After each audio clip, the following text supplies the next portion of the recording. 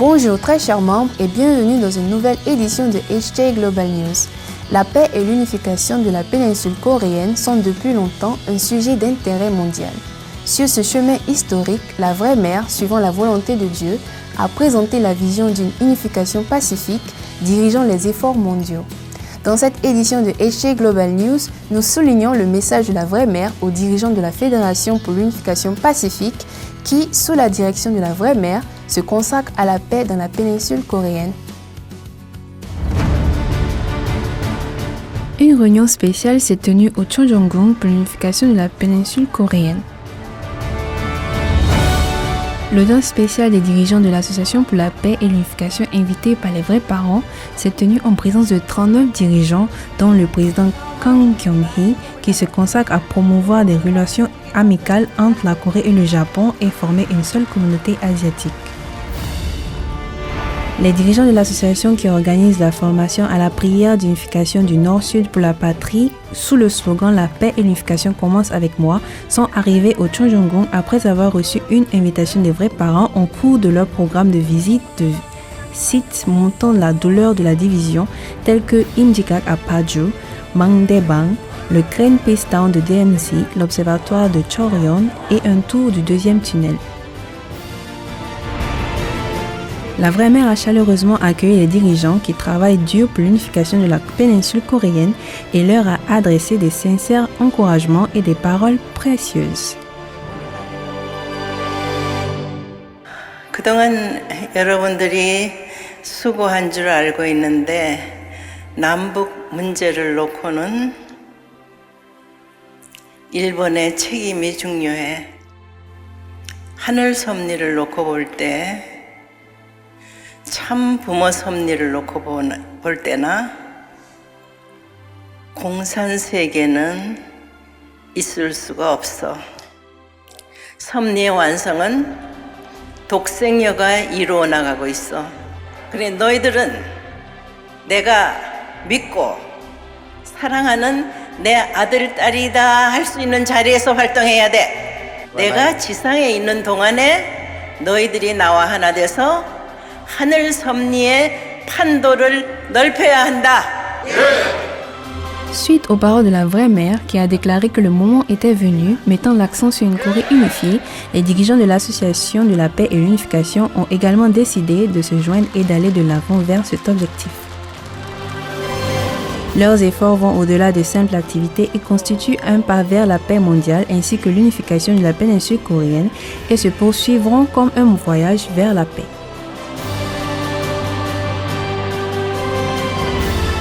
L'audience spéciale avec les dirigeants de l'Association pour la paix et l'unification avec les vrais parents, au cours de laquelle la détermination de chacun pour le jour où la petite graine de paix qui a fleuri au Chonjeongung se transformerait en fruit de l'unification, s'est tenue avec succès.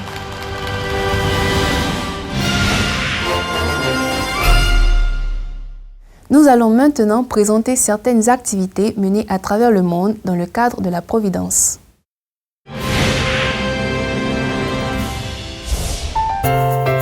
Le débat sur les politiques de la FFPME Corée s'est déroulé avec succès grâce à la participation des pasteurs de Chomowon et des membres de Corée qui ont proposé d'excellentes politiques. Ce débat a été planifié sur la base d'une communication étroite entre le bureau de la politique des missions de Chomowon et la FFPME Corée pour concrétiser des politiques, des stratégies créatives et pratiques visant la victoire de la vision 2025, la restauration nationale et la croissance de l'Église. Les pasteurs qui ont assisté à l'événement ont partagé honnêtement leur situation, ont eu des discussions animées avec un esprit ouvert et ont passé un moment significatif à produire des fruits collectifs grâce à cela. 한반도 선민 대서사시 교육 승리 엉망세! La réunion spéciale du président Hwang Bok-guk pour la victoire de la cérémonie d'entrée au sanctuaire Chonil et les familles Chombo et spéciales s'est tenue le 12 octobre dans la paroisse du sud de Gyeonggi et le 13 octobre dans la paroisse de Gyeongnam. Le président Hwang Bok-guk a prononcé un discours sur le thème « Créer une nouvelle ère qui résonne avec le cœur des vrais parents » et a souligné comment les membres devraient utiliser précieusement le temps qui leur est donné dans l'âge d'or providentiel. Il a également pris le temps de rappeler la signification profonde de la cérémonie d'entrée au sanctuaire Cheonil et la mission qui leur a été confiée. Enfin, les participants ont conclu avec succès la réunion spéciale avec des cris de Hokmanse pour s'engager à la victoire de la vision 2025.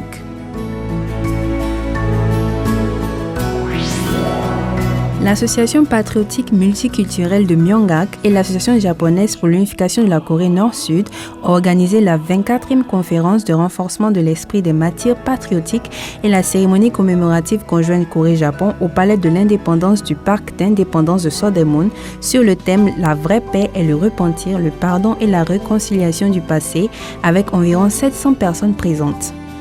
Cet événement, qui en est à sa 24e année, est organisé depuis 2001 par environ 7000 résidents japonais en Corée et des Japonais conscients des faits de l'histoire suivant leur propre conscience. En reconnaissance de leur sincérité dans la correction des méfaits de l'histoire de la Corée et du Japon, ils ont reçu une plaque d'appréciation du ministère des Patriotes et des Anciens Combattants en 2013 et depuis 2017, c'est devenu un événement officiel sous le nom du ministère des Patriotes et des Anciens Combattants. La FPE Corée a tenu une réunion du Conseil supérieur des ambassadeurs de paix à laquelle ont participé 150 personnes, dont les présidents actuels et anciens du Forum professionnel des ambassadeurs de paix dans l'espoir d'une entrée victorieuse au sanctuaire Cheonil de Cheongwon.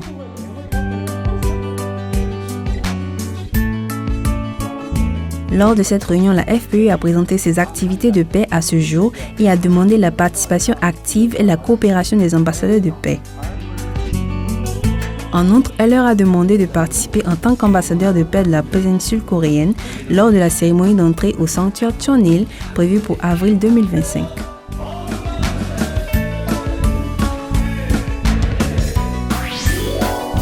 Le séminaire sur la paix et l'unification de la péninsule coréenne organisé par la FPE Corée s'est tenu dans la salle de conférence internationale au Centre culturel et artistique d'Ansan, dans la province de Gyeonggi et dans le grand auditorium de l'hôtel de la ville de Dangjin à Cheongnam. Ce séminaire s'est déroulé avec succès et a réuni de jeunes étudiants de la future génération et des personnalités de la communauté locale.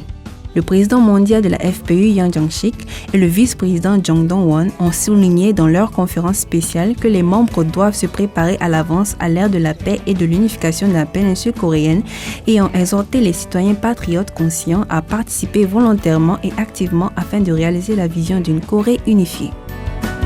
À la fin du séminaire, ils ont nommé un comité national pour la préparation de l'unification et ont espéré que le mouvement pour une Corée unifiée se propagerait davantage dans la communauté locale.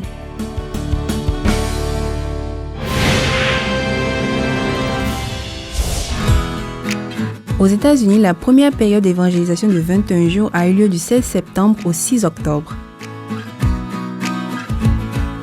Le président a proposé une culte de célébration de victoire le dimanche 6 octobre et au New Jersey, 350 personnes se sont réunies pour rendre compte de la victoire de l'évangélisation et partager des témoignages. L'église locale de New Jersey, après avoir communiqué avec ses voisins, une réunion de prière autour d'un petit déjeuner a été organisée pour les résidents hispaniques, offrant un lieu pour surmonter les barrières linguistiques et se connecter avec le cœur. Le festival La Paix commence avec moi s'est tenu à Baltimore pendant 2 jours. Le festival a commencé par un déjeuner pour le clergé en collaboration avec le clergé américain auquel ont participé de nombreux membres du clergé. Le président national de l'ACLC, John Jackson, et le docteur Abenersi ont souligné au clergé présent que le mariage de bénédiction est le seul moyen de recevoir le salut et ont exhorté le clergé à participer activement à la cérémonie de bénédiction qui aura lieu en avril prochain, en même temps que la cérémonie d'entrée au sanctuaire Cheonil de Cheongwon.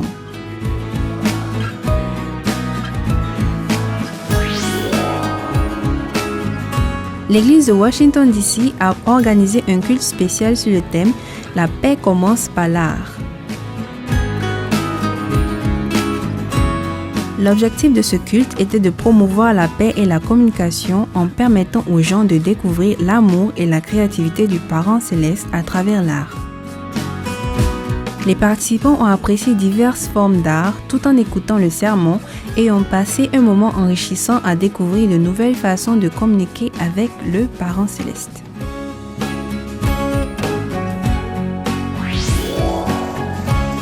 Au cours de la semaine du Thanksgiving, une retraite spéciale pour Hyojong Chombo a eu lieu au Montréal, au Canada. Centré sur le directeur de la branche Jeon Jin-hwa, 120 membres de la région de l'Est du Canada se sont réunis pour écouter les paroles récentes de la Providence et ont vécu un moment significatif d'accomplissement spirituel à travers les Chanyang et la libération des ancêtres.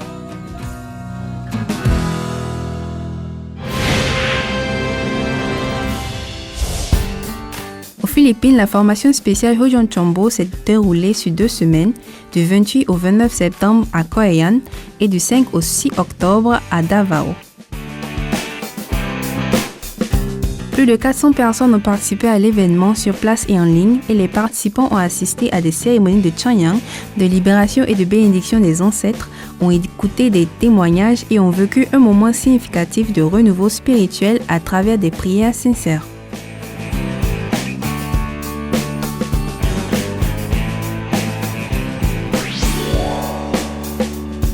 L'Association des jeunes et des étudiants de Philippines, en collaboration avec la branche philippine de High Noon, a organisé un séminaire de 2 jours sur l'éducation du sexe absolu sur le thème « Une vie sans ombre ». Le séminaire a présenté un plan de vie centré sur la relation entre le parent céleste et les humains et a donné des conférences sur la valeur de la pureté et la façon de la maintenir. L'événement a été conçu pour sensibiliser les jeunes à la pureté et à la santé mentale et a offert une opportunité éducative significative aux participants.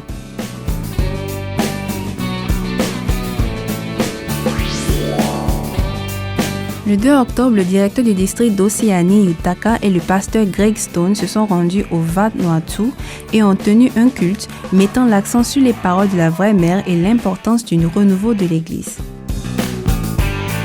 Le 5 et le 12 octobre, une formation régulière de Tongilmudo a eu lieu à Vanuatu, mettant l'accent sur la philosophie de l'amour et de l'harmonie. De plus, le 5 octobre, une formation à l'éducation du caractère et la préparation à la bénédiction pour la seconde génération et les jeunes a eu lieu aux îles Salomon et les participants ont renforcé leur foi et ont fait un pas de plus vers la préparation de la cérémonie de bénédiction l'année prochaine.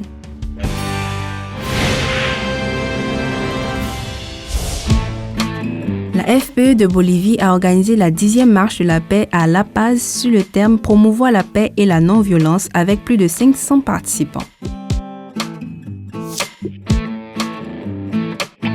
Lors de cette marche pour la paix, les participants ont partagé le message selon lequel la paix ne peut être atteinte tant qu'il existera la pauvreté, la discrimination raciale et la persécution religieuse, soulignant que l'amour est la force la plus puissante pour consolider à une culture de paix. Les participants ont organisé une marche significative avec des slogans en faveur de la paix et ont exprimé leur désir d'un monde unifié de paix.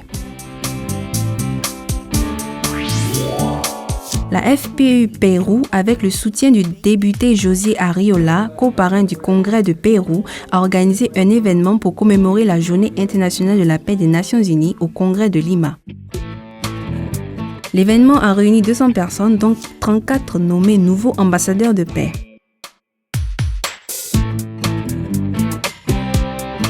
Les participants ont passé un moment enrichissant en regardant une vidéo sur la vraie mère, le Dr Hak Ja-han, ainsi qu'une vidéo présentant les activités de la FPU et ont décidé de s'engager à se consacrer à la paix en tant qu'ambassadeur de paix.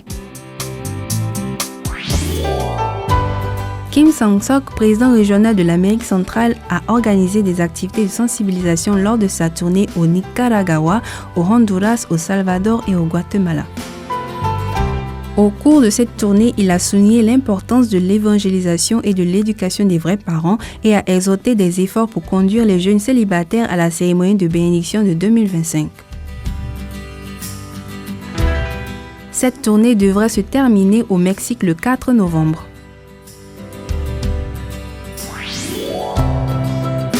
Les membres de l'Union des jeunes et des étudiants du Costa Rica ont collaboré avec l'ONG de protection sociale Hogar Manos de Jésus qui s'occupe des personnes âgées défavorisées pour mener une activité de service social. Grâce à cette activité bénévole, les jeunes ont mis leur cœur à l'œuvre et ont eu un impact positif sur la communauté locale. Les jeunes de Costa Rica prévoient de poursuivre cette activité bénévole chaque mois à l'avenir.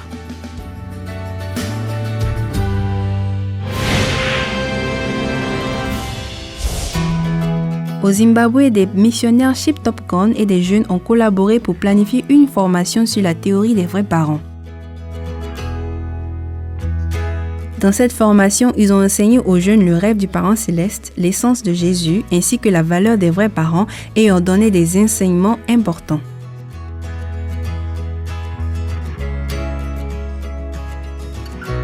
En particulier, les jeunes qui ont assisté à la formation par le biais de la mission de messianisme tribal ont été profondément émus et ont passé un temps précieux à s'engager à mettre en pratique ce qu'ils ont appris.